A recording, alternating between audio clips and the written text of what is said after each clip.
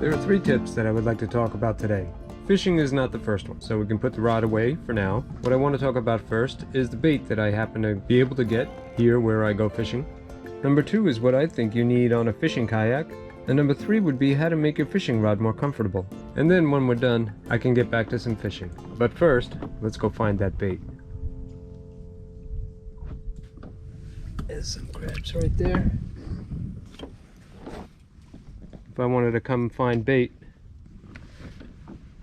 I wouldn't have to spend too much time back here. Although they can be hard to catch. Right around the bend over here, there's a spot that I remember being loaded with tree crabs. There's one right there.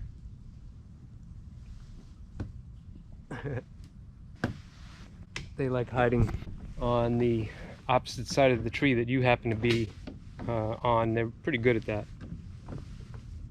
especially when it's warm like it is today.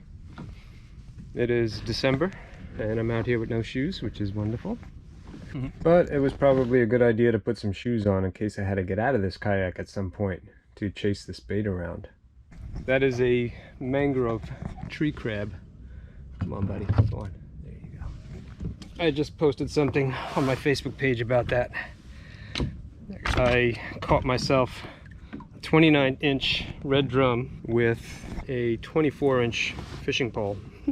It was pretty fun. Didn't expect it. I was transferring some files on the computer and I knew I had a few minutes to kill, so I stepped outside at the place where I used to rent kayaks and I saw one of those crabs crawling in a tree. So I plucked them off and I looked down and I saw the little rod sitting there, and it was all sun-beaten and it was a real mess. I just put him on the little rusty hook, dropped it in the water, and I was surprised by the thump and the pull. Fortunately, he, or probably she, as big as that fish was, she didn't pull that hard, and I was able to hold her long enough for my buddy to put her in a net and take this picture. Yeah, that was pretty awesome. But somebody in the comments section mentioned, well, I just have to take your word for it or use my imagination, because they didn't know what I was talking about when it came to crabs, plucking them out of trees.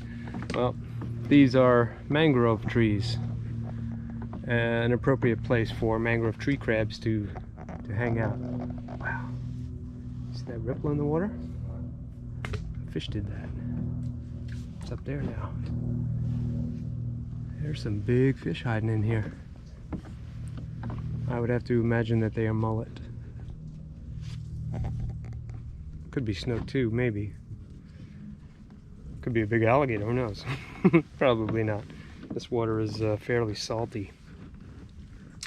So I was getting the kayak ready for this journey, and I thought to myself, what better time to describe to somebody who might be new to kayaking and fishing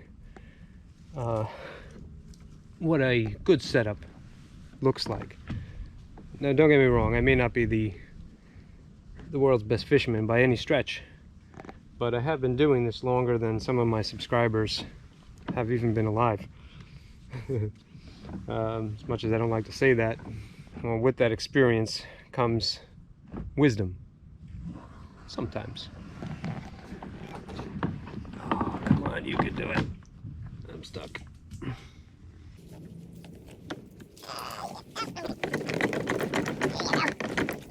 What was it just saying about wisdom?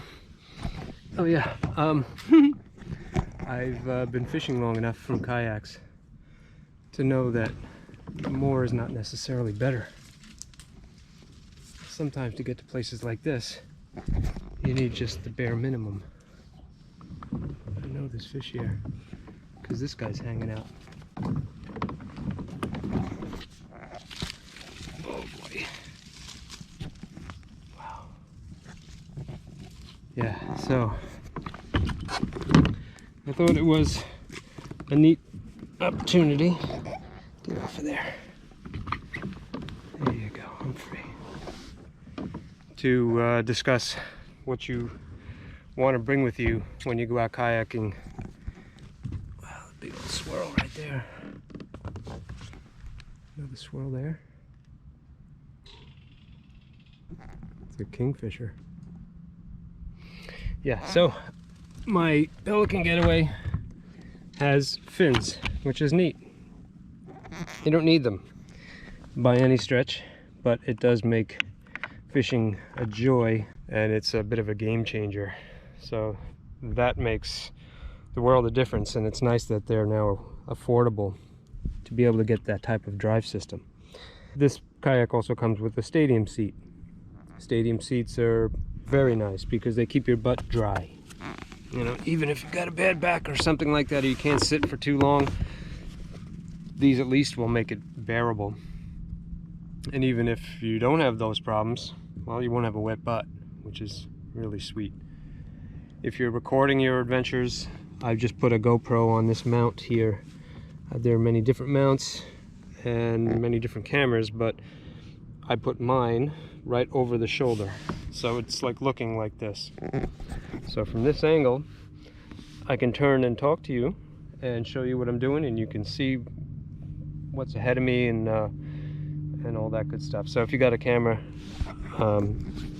this is a good place to mount it. If you don't have a camera, I suggest you get one, because great things are going to happen once you get out there on the water.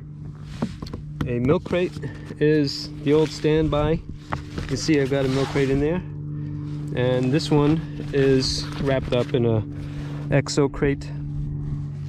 This thing has little pockets on the outside for stuff to keep it organized, because if you have too much stuff in here, you won't be able to get to it. I bring only one Plano box, one little soft thing for my doodads, a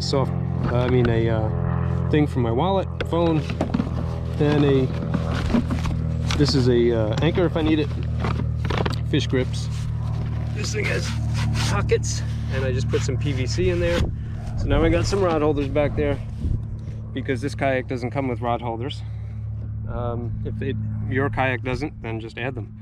There's lots of ways to do it. I've made videos about it, but this is, I wanted to keep it short and simple and just tell you some of the things that you should bring with you. If you're in places like this, bug spray is pretty essential, and I can put that inside my crate. I added a little bungee to the seat, and that keeps my PFD handy. It's not very tight, so I can pull this out in a pinch if I need it. And I got some soft plastics and stuff. There's room behind the seat and under the seat. A drink holder is kind of nice.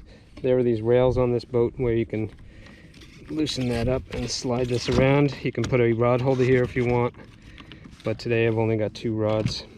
Tiller handle is nice, even if you don't have foot power, because that'll keep you tracking really nice and straight. I put 2 little dealies up there up front, and that helps keep the rods in place. And that's about it. That's all you need. I got caught up in moving and navigating and the things that get in the way of life to not be out here and do this type of stuff. So it's appropriate that this kayak has got everything you need and nothing you don't. And instead of flapping my gums, I'm gonna go wet some lines.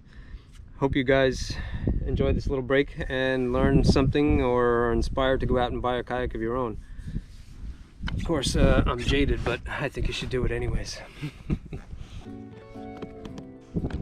So bent was I to go out there and get back to fishing, catch you later, that I almost forgot to share with you the 3rd tip. But the second I had the fishing pole in my hand, I remembered that there was one more thing I had to share with you guys.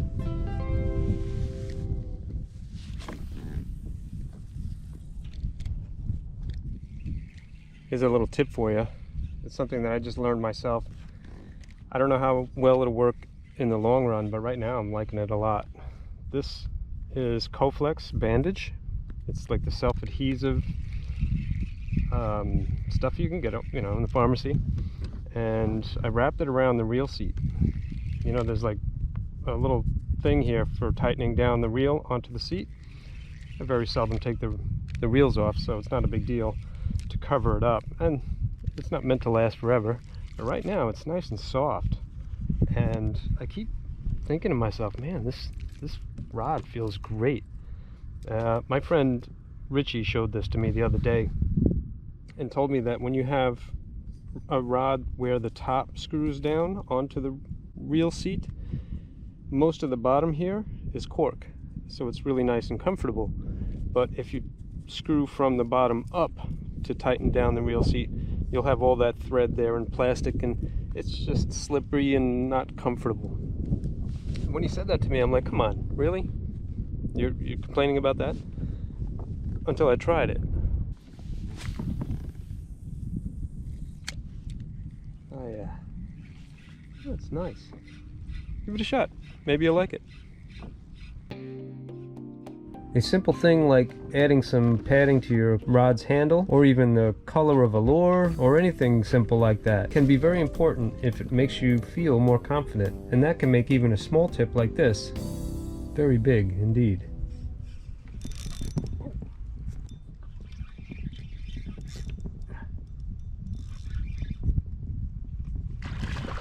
Oh boy, how about that? Oh boy. What's that, Bubba?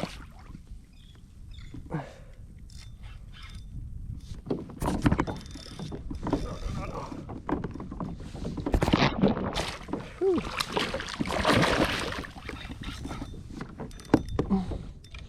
Come to me, please. What a good feeling. He looks like a keeper size too.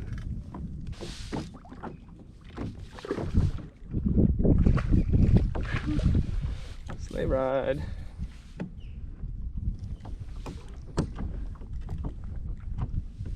I do get lucky once in a while.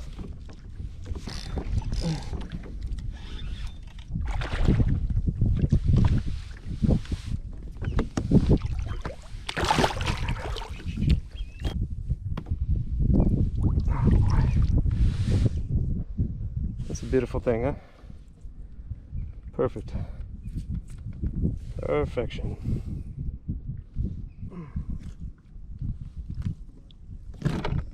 Put it right there for a second. This kayak comes with a nice convenient fish holder. Yeah, until it flops and puts a hole in my butt.